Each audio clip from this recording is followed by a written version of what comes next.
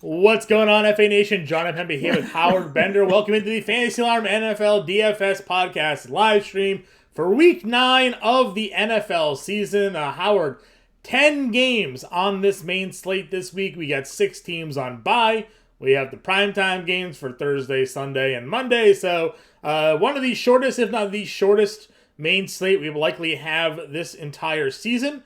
But it's still a pretty loaded one, as we talked about. We got some top tier plays. Obviously, the Buffalo Bills are on this slate. The Miami Dolphins, the Cincinnati Bengals, they're up on this slate here as well. So there's plenty of top talent, even though it's only 10 games here. More importantly, for you and I who like to play the late slate hammer, 2 4 p.m. games. So a lot of scores are going to be finalized in the 1 p.m. period. If you want to get a little interesting here, you got 2 4 p.m. games. You got the Rams and Tampa Bay. You got Seattle and Arizona, which I think may be one of the more popular game stacks of the slate anyways, basically as your hammer slate. Do you actually think, first of all, hi, John, how are you? Howard, how are you doing? I'm doing great. Fantastic. I'm doing pretty well. I appreciate you having me on here again. Always a pleasure to get a chance to talk with you. The funny thing is do you really think that the public is going to be so heavily on Seattle, Arizona when 3 weeks ago these two teams met and it was a smash spot and everybody was loading up on, stacking Geno Smith and his guys and stacking Kyler Murray and his guys. And, Benjamin was going to crush and it was just unbelievably beautiful. And then the final score was like 16-9. Yeah. So I think. Do you think that people are remembering that, or do you think that they're like, nobody's going to be on that now because it was such a shit game the last time that now is the time to invest? No, because I think DeAndre Hopkins coming back is just going to kind of put people in on that spot. He's just been unbelievable since returning, and obviously it's helped Kyler Murray. This was also the game where Kyler ran for 100 yards. In this one, so he got his fantasy points from running the football there. So I think the fact that Hopkins is playing as well as he's playing, and Kyler is obviously playing like he's playing, I think people could go there. But if it does end up being contrarian, I'm also in on that, right? I think that's fine. Let me go ahead and get a contrarian play then of Kyler and Hopkins, and I'll throw Kenneth Walker coming back in that game or something like that. So I'm fine if that's how it ends up being. I think the 4 p.m. slate's going to be pretty interesting. You had Justin Herbert as the cover of your watch list this week. I think that spot on the outset looked like a very great opportunity to go ahead and stack up some Chargers, but now Austin Eckler's on the injury report with some sort of abdominal injury. It doesn't seem like Keenan Allen's going to be playing this week. Mike Williams is already ruled out. So what? Justin Herbert's going to be rolling in there with Sony Michel, Gerald Everett, and Josh Palmer against Atlanta. Initially on the outset, that seemed like a game that many people would be looking to get action in on. But that's not looking that great anymore.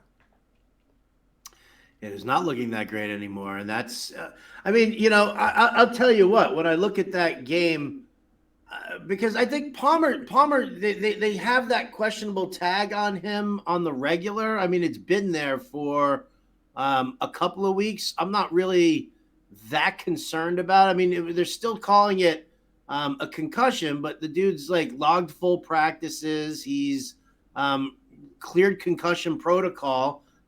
Yet we still see all of this, the tag on him. So yeah. I find that a little weird. I don't mind using a naked Justin Herbert, though. I mean, if we look at it and we say, well, you're talking about the Chargers going up against Atlanta, it is a fantastic spot to be in. We'll see about Palmer and DeAndre Carter and Gerald Everett, and Donald Parham just cleared concussion protocol as well. Mm-hmm. So he's going to be a red zone target that even if, Austin Eckler, if he's banged up, if he's not, the matchup to me is soft enough that a naked Justin Herbert in my DFS lineups, I think is fine. Sure. If I'm using him there for cash and I'm not stacking him with anybody for GPP, I think he's still viable. Okay. Yeah, again, we know he's going to throw a lot, presumably, in this game. Sony Michel has actually been able to catch the football a little bit for the Chargers as well. So, I mean, obviously you won't get the volume that Austin Eckler's got. if for whatever reason Austin Eckler isn't going to go this week, again, he just popped up yesterday with an abdominal injury. He's probably going to be fine here. But just something to continue to watch as we record here Friday afternoon. I'm very interested, obviously. We know that Josh Allen's up top against the Jets. People are going to play him if you want. He's expensive, so is Diggs, the stack there. I've talked about Kyler, and I like the Hopkins spot there. But Joe Burrow and Tua. Tua obviously has 2 top 5 fantasy wide receivers at his disposal going up against Chicago. Burrow's coming off an embarrassment on Monday Night Football against the Cleveland Browns. There's still not any going to be Jamar Chase for them. I wonder how much ownership is going to be on Burrow here against Carolina, who just saw Marcus Mariota find success throwing in the football against them. Burrow's at home. He still has Higgins, Boyd, Hurst. I think this is a good bounce back opportunity at a nice price tag for Joe Burrow here. Yeah, I agree with you completely. I think it's a fantastic spot for him to be in to bounce it back. If we're just kind of going through it, obviously Josh Allen against the Jets in play, Kyler Murray we talked about, Justin Herbert we talked about. Burrow is probably, if I'm looking to kind of stay in the upper tier of quarterbacks, and I'm looking at Joe Burrow, that's probably where I would kind of end up with. I think that he's in a nice spot. I think it's fine. Carolina's secondary is actually pretty decent, and they are playing with a little bit more gusto to them. Mm-hmm. But I think that if I'm looking at this from if I'm going to do multiple lineups in a GPP, I'm happy to use the Burrow Higgins combo or the Burrow Boyd combo for this, no doubt. Yep, I agree with you there. And again, nothing against Tua. I think he'll actually be the more popular play. Burrow probably the pivot, just sort of given the pricing over on DraftKings. I know, Howard, you build a lot of lineups on FanDuel. We play a lot of FanDuel as well. FanDuel pricing, the quarterbacks tend to be a lot more expensive. I'm sure Tua, Herbert, that whole crew's pretty much clumped together, and Josh Allen is the king at the top, kind of like we see them over on DraftKings here as well. So should be a pretty strong top tier quarterback group. But doing the quarterback coach, Howard, I didn't really love a lot else. I threw Kirk Cousins in the quarterback coach, getting a little revenge game narrative against Washington. Obviously, Justin Jefferson is there. They added TJ Hawkinson. I don't know how much Hawk will play right out of the gate, but that doesn't do a lot for me. Yeah, but he is a better pass catcher than Irv Smith. Yeah. So right. So there's potential some value to Cousins having that option for him there. Don't know what the trust on Tom Brady anymore. I don't like Aaron Rodgers. I didn't really. See, I'll stop you on Rodgers then for a second. Sure. Because here's the question. Okay. All right, and this is something I do this all the time when I talk about betting.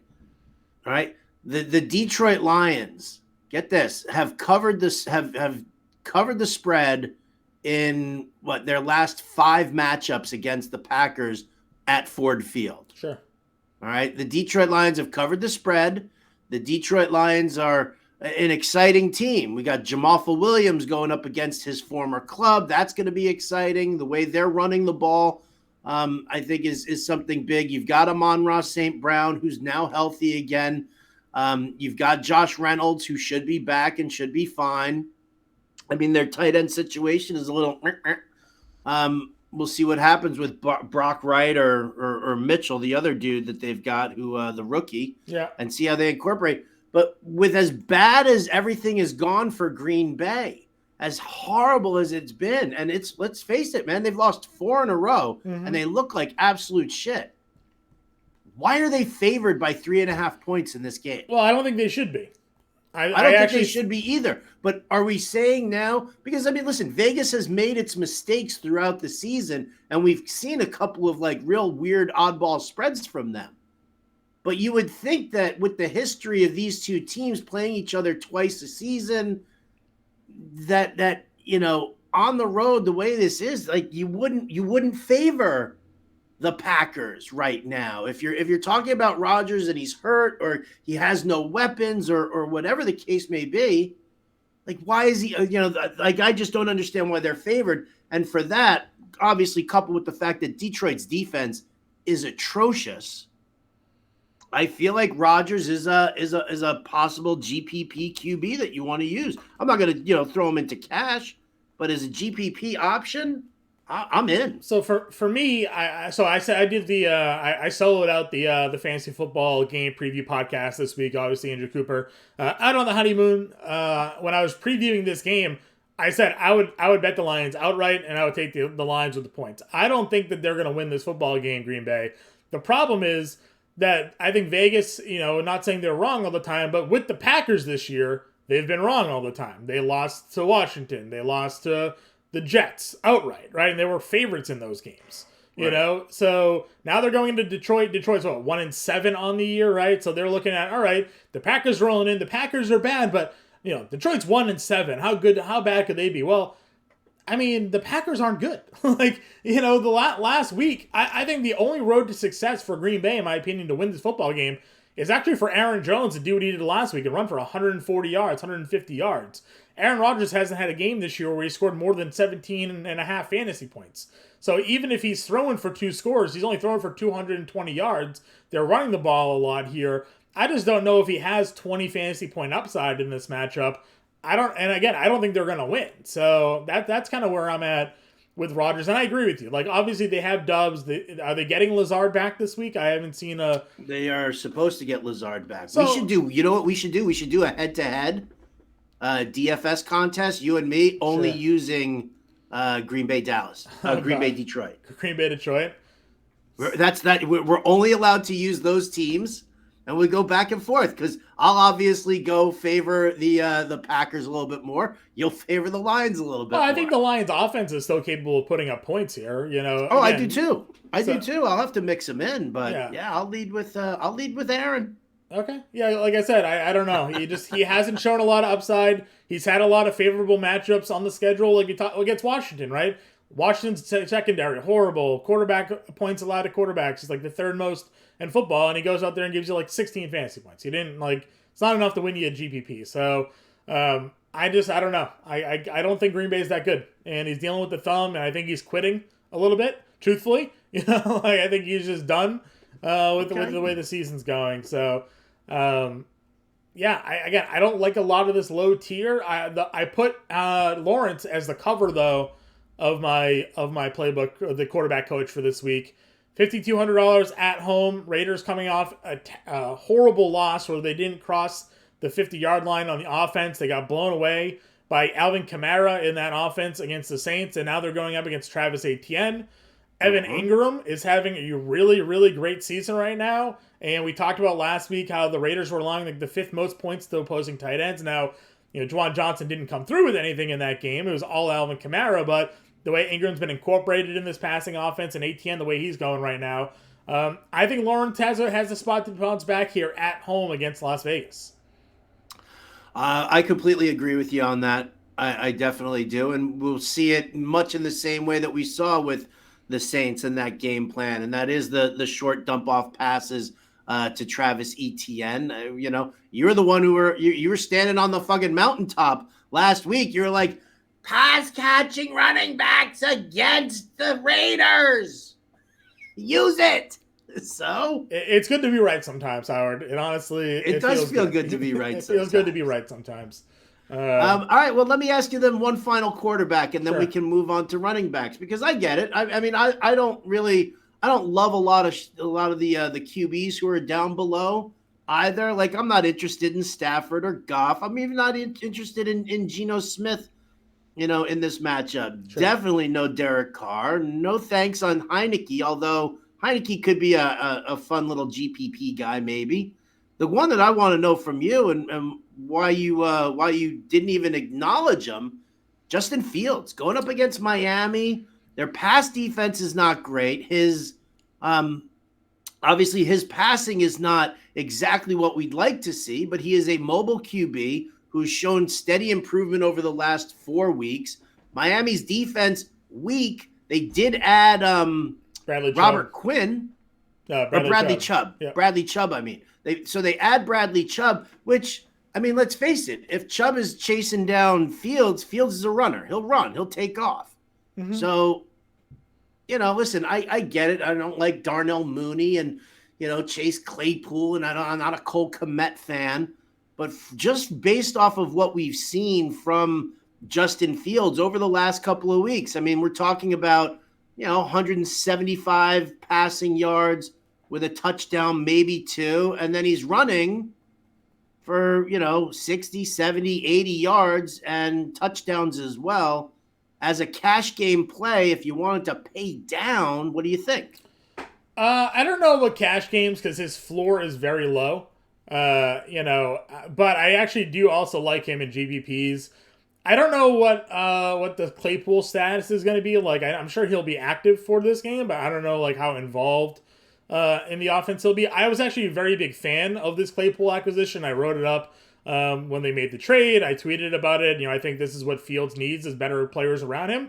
I likened it to Jalen Hurts when you're throwing to Jalen Reagor and J.C. Arcega-Whiteside, people say you suck at throwing the football. I think those wide receivers suck. All right, and when you're throwing to Arcega, yeah, whatever it is, right? When you're Barcelona, when you're throwing to Equanimeous St. Brown and N'Keal Harry and Velus Jones, I think they suck. I don't necessarily think you suck. Right? He can throw to Darnell Mooney fine, right? There's no problems with that. So.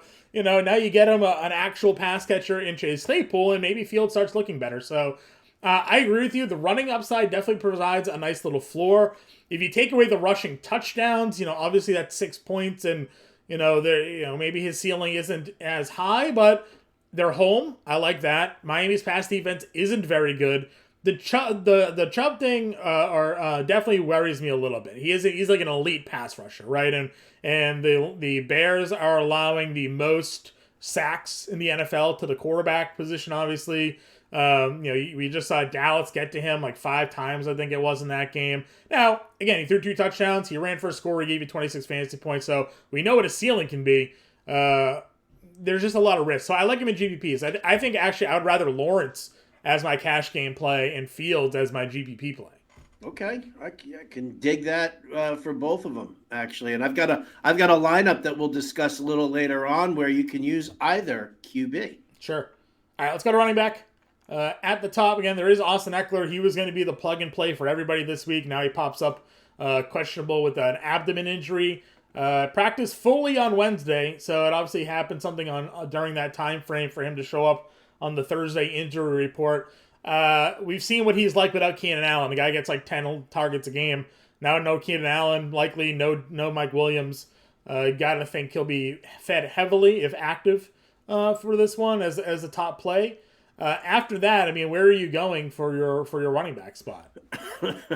after Eckler? Yeah, what do you like in this top tier? I mean, I don't actually. I mean, listen, I don't mind Dalvin Cook, but because of the way they're running the football right now, but that's not my favorite. I'm actually looking that if I'm paying for a running back here, I guess the highest I would probably spend, I mean, if not Eckler, would be Aaron Jones. Going up against Detroit. Again, this was, a couple of weeks ago, Rodgers was on the Pat McAfee show, said we got to get the ball into the hands of Aaron Jones more. He's our guy. Get it to 33. And then what happened? Aaron Jones had a phenomenal game. Aaron Rodgers threw him 2 touchdown passes. And then the week after that, last week, he goes and he rushes for 143 yards. So against Buffalo. Which is a tough run defense. Against Buffalo. So give me Aaron Jones locked in against this Detroit run defense. I think that's a key play for us at if you're looking for a top tier payout. Beyond that, to me, the 2 running backs that you want to use that you're paying up for here are probably Jones and Etienne. Yeah, I think Eckler, Jones for sure was going to be in my bid. Because, again, I'm not in on Aaron Rodgers, but I do think Aaron Jones is in just a smash spot here. I think, I could be wrong, but wasn't it his massive touchdown game a few years ago against the Lions, too, where he had 5 scores or something crazy like that? Everybody has a big game against the Lions. That's true. I think this is also an opportunity for a little post-sleeper Josh Jacobs or post-letdown Josh Jacobs game here. 140 yards for 3 straight weeks.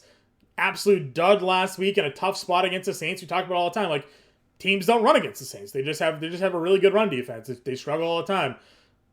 people may be off of him now because of last week, and you can go right back to him against a Jacksonville defense that doesn't stop the run very well. So I'm with you there. Eckler, Jones, Jacobs, and then Etienne, 6,300. Super chalk play. I think Ramondre Stevenson is a little interesting here as well. 15 catches the last 2 weeks for Ramondre Stevenson. So not only is he the workhorse running back when it comes to touching the football, he is also getting all those Mac Jones dump-offs here. In the Colts run defense, we thought it was going to be good this year. It's not. It's trash. Teams are running all over them. So well, I mean, they're also getting healthy right now. DeForest Buckner wasn't at 100% on the defensive line. Shaq Leonard missed the first 5 games of the season. Sure. So I take that with a little bit of a grain of salt here.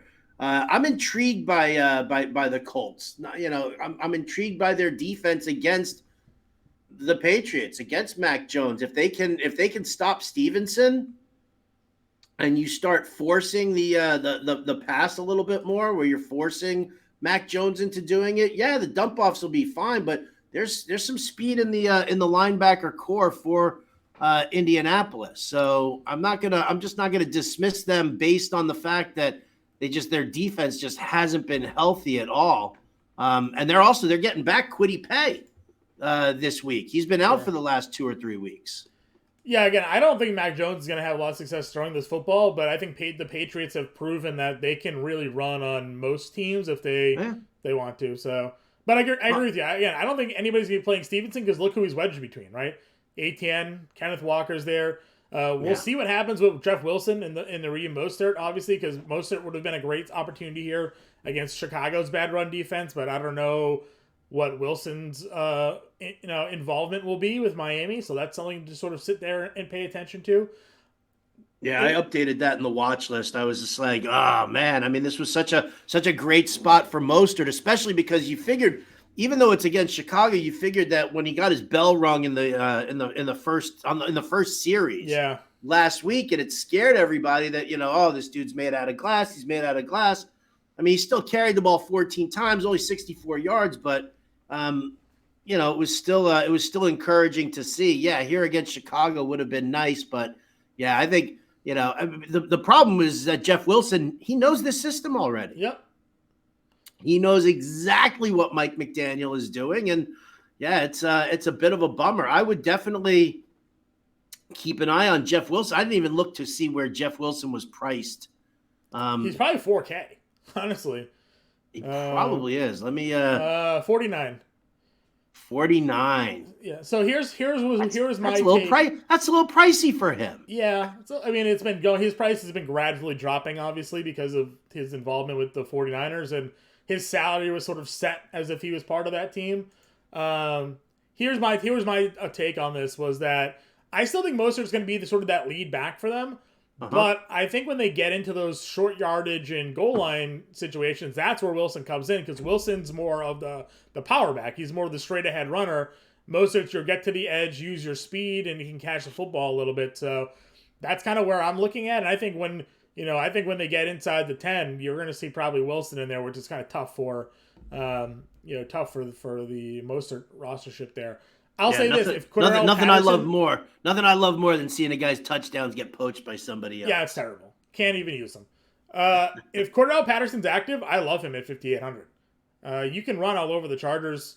He was very good before the knee scope, and he was been running at full speed now for a few weeks. He was just kind of waiting to get activated. When they finally activated his window, they showed him out there at practice, like sprinting on the field. Like, I think he's good to go. And $5,800 for Patterson. I mean, he was winning weeks early on, 25 fantasy points in 2 of the 4 weeks he played. And he was 65 when he got hurt against the Chargers. He had a touchdown in that game already. I mean, against Cleveland, he had a touchdown in that game already.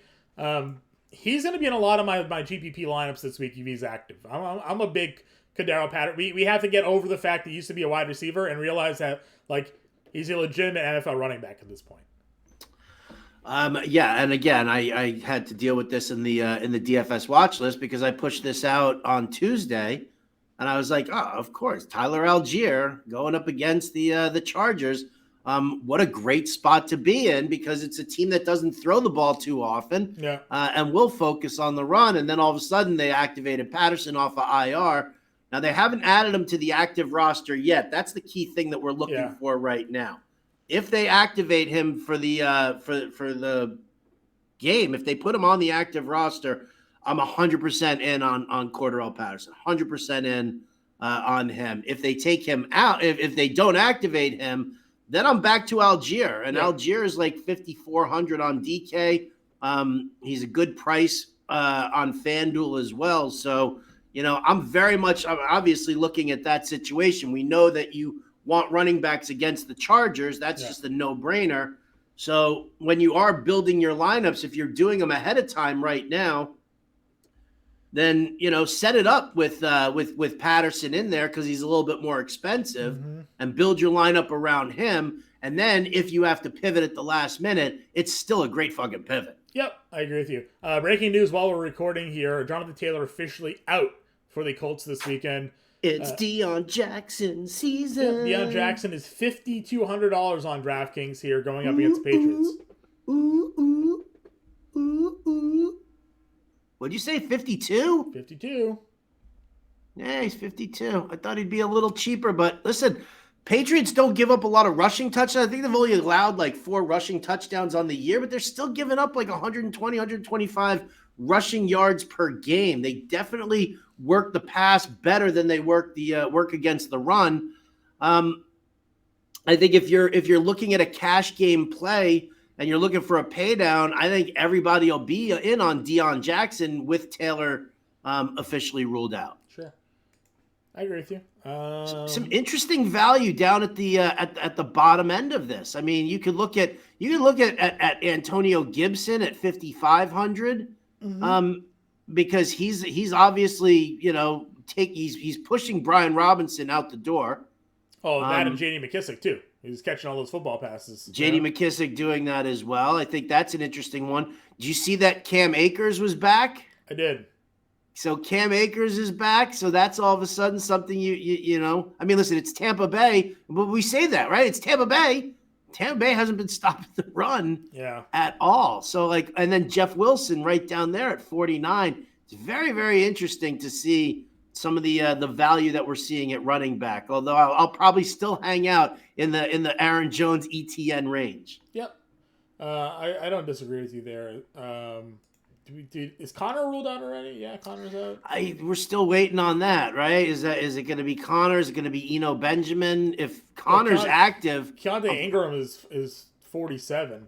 Yeah, well, he's really only going to be a viable guy if Connor is ruled out. Yep, I agree with you. So that's the running back position there. Anybody else for you?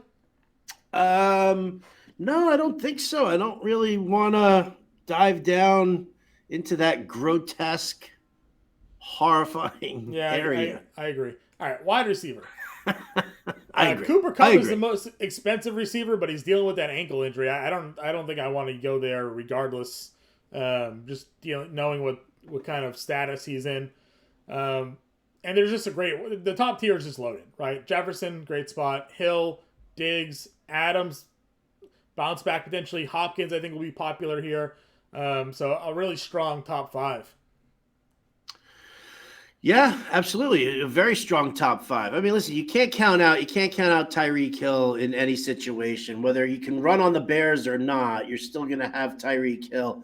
And, he's one of like 3 dudes in the NFL who isn't touchdown dependent. Right.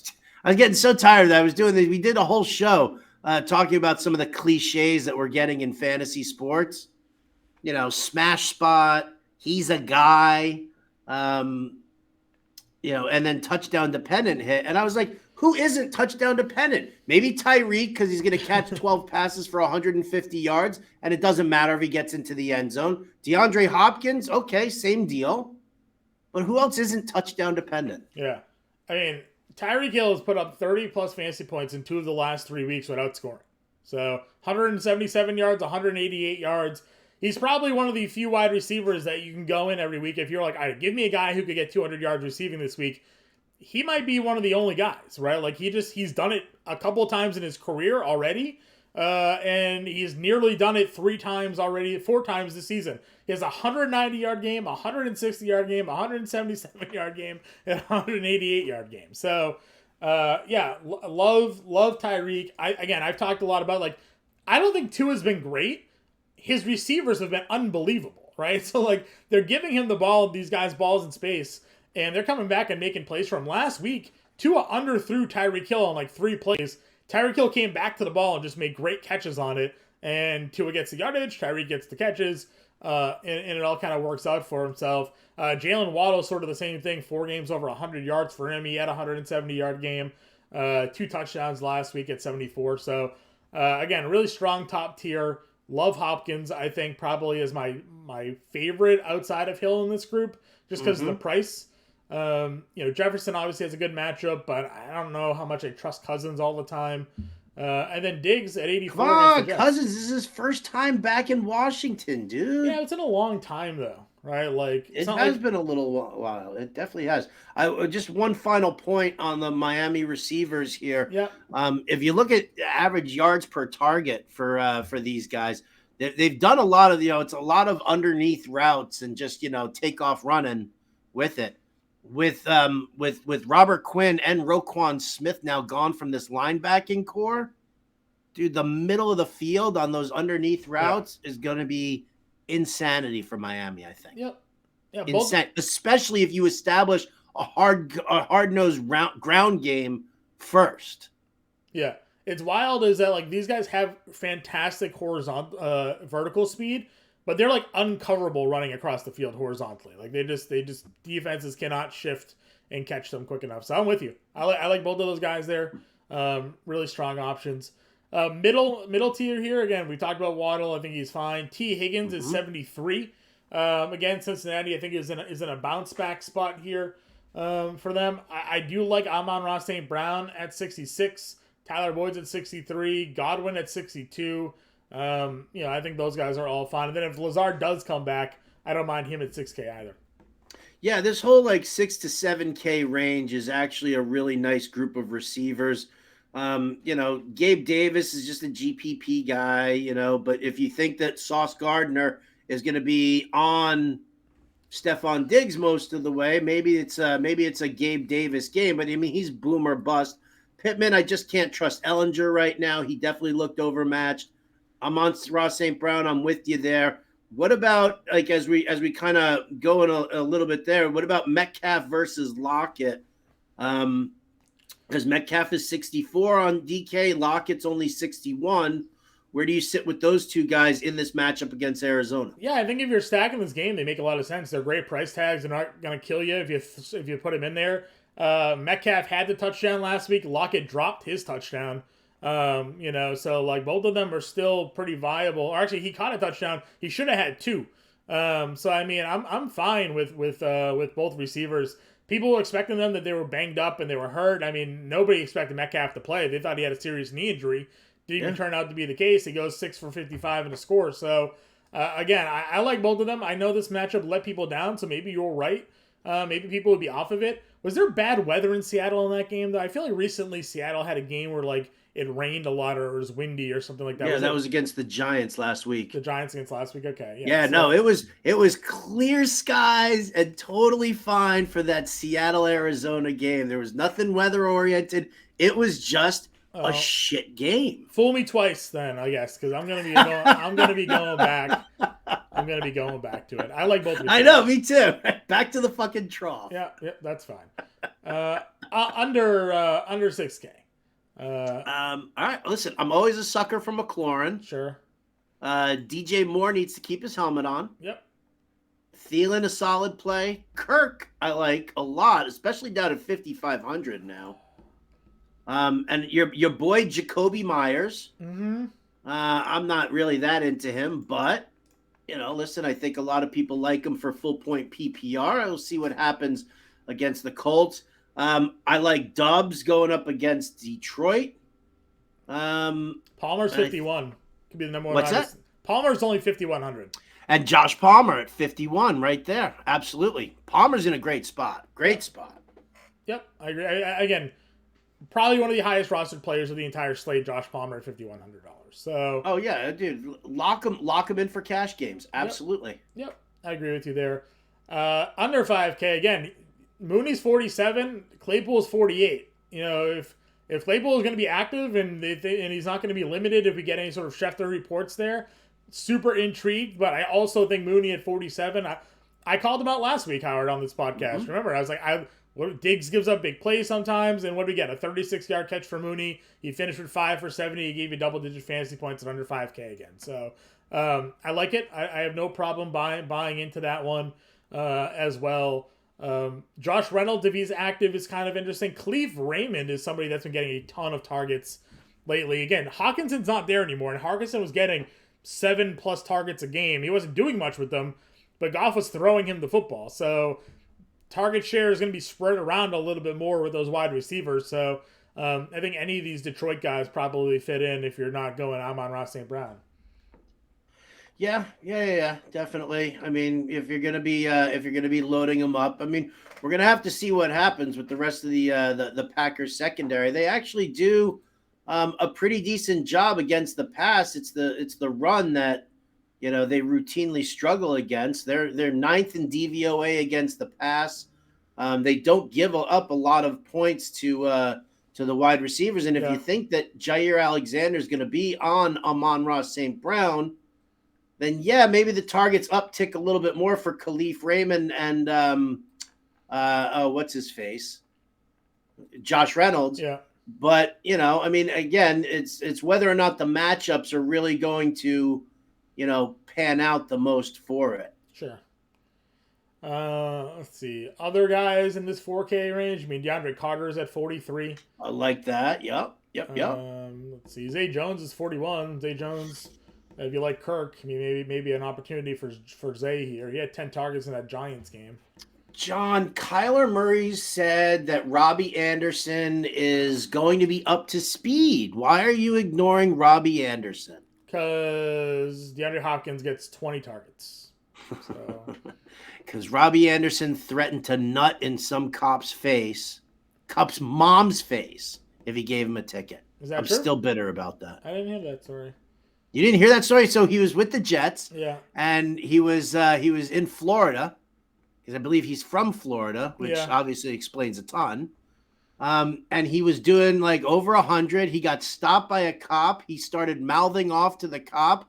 Cop continued to, get ready to give him the ticket and discipline him. And Robbie Anderson went off on him and said that he was going to nut in this cop's mom's face if he gives him a ticket. Seems offensive. Seems slightly offensive. Right? Like, I mean, that's. I mean, you're escalating it a little bit much if you're talking about that. Rondale Moore had 7 catches though for 92 yards last week. So, Oh, pulling the Jim Bowden on me, huh? You just can't handle the talk. Yeah. Go back. Anyways, so as we were speaking, Terrace Marshall's $3,900. You like DJ Moore? Terrace Marshall, 4 catches, 87 yards last week. Right, Terrace Marshall is definitely the way to go. What about why don't you go down a little further, man? How about a little Khalil Shakir going up against the Jets for some anti-Isaiah McKenzie time there, or better yet, how about Van Jefferson coming back for his first game going up against Tampa Bay? Well, didn't he play last week? He just didn't do anything. Yeah, well, I didn't consider that playing last week. I mean, he was out in the field though.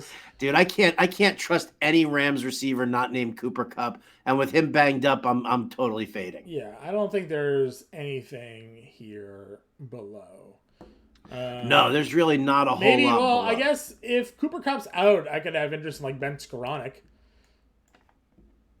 Yeah, if Kupp's out, 3,300. That's not terrible. I'll bet you Kupp plays. Yeah, maybe. There's nothing. Denzel there's Mims nothing ran the second most routes for New York last week. Who? Denzel Mims. I did see the second most routes run last week. It's so crazy, right? I'm not gonna rely on that against Buffalo. I agree with you. Devontae Parker is probably not going to play this week, so you like Jacoby Myers. Thornton is there, obviously, and then maybe Kendrick Bourne finally gets on the field here. So just some other dart throws for you. But if Parker's out, I mean, that's 80% snap share that's going to somebody. And something to consider. Oh, this could be. That's it. It's the Tyquan Thornton week finally that everybody's been yearning for. Maybe if only Bailey Zappi gets in there. All right, let's go to tight end. Ertz, top price guy, 5,100. Tight end sucks, dude. Tight end blows. No, it does. We don't even have any of the top guys on the slate. So none of them. Ertz, the top price tight end is 5,100. Yeah, which is good for us, right? Because we don't like spending up for tight end anyways. Don't want to spend up for tight ends. Ertz, best tight end matchup on the slate. Seattle allowing the most points to the tight end position. He's $5,100. Everett against Atlanta, third most points to tight ends. Probably super chalk given the fact that there's probably no Keenan Allen. So correct. Those two guys you can plug and play. Let's see here. I like Etienne against Detroit. Yeah, big time Etienne fan. I agree with you. Hayden Hurst at 36. I'll pass on him because I can pay down further for Evan Engram against Vegas. Yeah, Evan Engram, good call. Could have had 2 touchdowns if they didn't have the pass interference call in the end zone on him last week. So definitely 3,300 for Evan Engram works. And then I'm gonna throw out Will Dissly's name here at $3,000. Sure. Because Noah Fant's banged up. Dissly's still seeing that heavy target share. He's still seeing that heavy snap count. Like they're basically splitting snaps 50-50 between Dissly and Fant. So if Fant's a little banged up, I might use Dissly considering how bad Arizona is against the tight end. Yeah, I like it. Logan Thomas didn't catch anything last week, but he's not on the injury report again this week. So I don't know, maybe. Yeah, we'll see about him. I would love, with Heineke there, I would love to have Logan Thomas back on the field. I really would. Yeah, he played last week. Don't know if we he just did nothing. They didn't even throw to him. So that was the big problem there in that game. So that's your tight end position. There's no real punt plays this week. So you mentioned Parham, maybe a dart throw if you really want to get dangerous with it, but there's not much else for me. Yeah, he just he gets like the occasional red zone look, and it's nice, but yeah, this isn't like I've been saying to everybody all year long. This isn't 2017. This isn't where you can just pick a random tight end against a team that sucks against the tight end and expect them to hit. Right. It's just not working out that way. And if you think it is going to work out that way, all you're going to do is sit there and you're just fucking chasing last week's points over and over again. And it's just, it's not happening that way. Like I can't even, it's not that, I don't mind the tight end whisperer moniker. I'm not, I think it was funny way it was, but I mean, if you haven't understood what the landscape of this position is, I mean, this is crap. This is absolute crap. We've been paying up for Andrews and Kelsey on the regular because everything else is just so crazy unpredictable. So I agree with you. And some of our favorite mid-tier guys aren't even on the slate this week, like Dalton Schultz. Not even out there to be had. He's defense, not my favorite mid-tier guy. I play Dalton Schultz all the time. What are you, Jim Bowden? No, he's just he and Dak have a great connection there. Defense. I think you can actually spend up at defense this week. The way we've broken down this slate, a lot of mid-tier guys, a lot of value guys that we like. We mentioned Josh Palmer at 51. I think there's a path to spending up at defense. Buffalo gets the Jets. I don't think they're going to be able to run the football on them. We just saw the Patriots have 3 picks against Zach Wilson last week when they were much cheaper. Now the Patriots are the second highest priced defense on DraftKings this week, but Buffalo against the Jets at 43. I still like the Patriots at home against Sam Ehlinger at 41. That's going to play perfectly fine for me, in my opinion here. Where else do you like? Would you challenge the Buccaneers defense at 3K home against the Rams? Would I challenge the Buccaneers against the Rams? I mean, what? Like use the Rams or use the Bucs? No, use the Bucs. Because their defense hasn't really been putting up a lot of points. I probably would. Stafford's good for some interceptions. Their backfield is still a hot mess, and then you've got a banged up Cooper Kupp. I think the Bucs at $3,000 on DK are definitely a possibility. The one that I like that as far as paying down that I know you hate, but I'll still get into it is the Colts going up against Mac Jones, who has made some mistakes in his time, and they are getting healthier there. And I think that if they can stop Ramondre Stevenson, they can stuff the run. They've got a good enough secondary that I think that they can bug the crap out of the Patriots. I also feel like this game is going to be like a really low scoring game. I'm actually in on the Colts plus 5.5 points because I think that, everybody's like, please, Bill Belichick against a rookie quarterback. Easily Patriots can win by a touchdown. Look at they bounced back from the loss against the Bears to beat up the Jets the way they did. 3 picks, this, that, the other thing. I think a lot of people are going to be on that. So I think that a lot of people are anti-Colts this week. So I kind of like their defense for 2,700. Yeah, I can see it being a tournament play. I mean, Mac Jones, like you mentioned, had 1 pick, should have had a pick 6. I think that was a pretty BS roughing the passer call. Did the Jets linebacker leave his feet? Sure. Is that launching technically? Sure. Was it really that big of a roughing the passer? No. But, he launched. So the penalty came out. It is what it is. But it was a clear pick 6. So, yeah, there could be some turnover potential. I'm not going to argue with that. But outside of Tampa Bay, like, there isn't that value defense that I like this week. Again, if you wanted to throw the Colts in there, fine.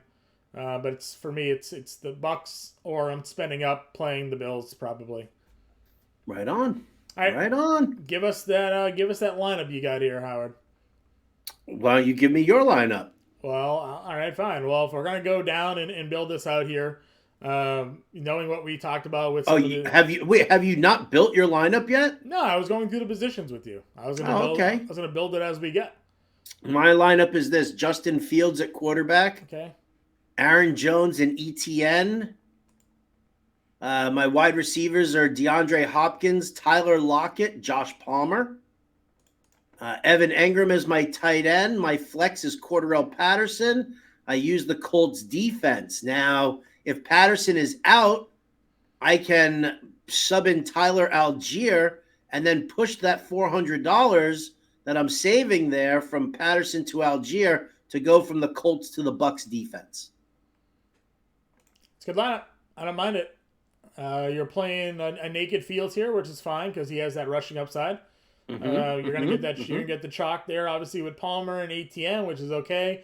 You'll probably be a little bit contrarian or popular with the Hopkins and Lockett. We don't know yet. We think we like it. We'll see if the crowd likes it or not. So I'm a fan of that. I actually would have had a pretty similar build to you here. Honestly, I wouldn't have changed much. So I'll roll with it. I like it. And I can go to Trevor Lawrence at QB also. If I wanted to flip this over into a cash lineup. Yeah, no, again, I don't think I would have changed. I don't think I would have changed much, truthfully, here, because again, I like sort of that build out. Maybe my only difference would have gone seeing if I could have fit in Kyler with a little bit of some different builds here, but going down from Lockett potentially. But that's probably it. I don't think I would have done too much else on that one. So. Good lineup, Howard. Do you have anything else for us here before we wrap up this one today? No, I think that's it. As usual, the playbook will be out early afternoon on Saturday with the dartboard as well. Lineups on Sunday, and we go from there. Playbook had a killer week last week. Now, a lot of chalk hit, so be prepared. But I think again this week.